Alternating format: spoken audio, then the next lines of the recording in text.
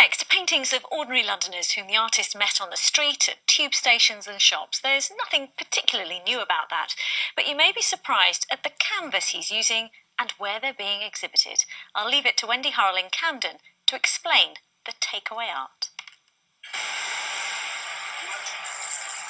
I'm in a kebab shop opposite the Roundhouse near Chalk Farm Station. It's called Marathon, and it has a bit of legendary status in Camden Town because of this room here, back room to the kebab shop, which is where late at night you could have found people like Jarvis Cocker, Paul Weller, Keith Richards having an impromptu jam session. Well, this week it's going to be turned into an art gallery by this artist here, whose canvas is pizza boxes. They're just people I see around the place, people I just think look kind of interesting.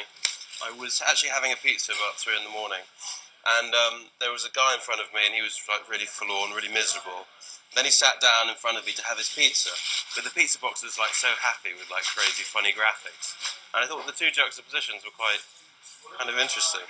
A lot of boxes though are generic these days. It's really sad. It's just going to a random pizza place in a part of London I don't know and saying, can I see your boxes? Sometimes they'll give them to me, sometimes they'll be like, no.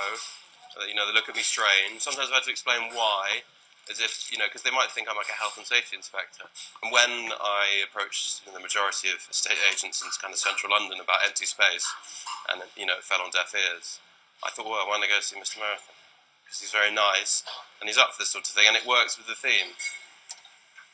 It's on for 2 days at the Marathon restaurant on Chalk Farm Road. Oliver Malin's takeaway dreams at the takeaway. Wendy Hurrell, BBC London News.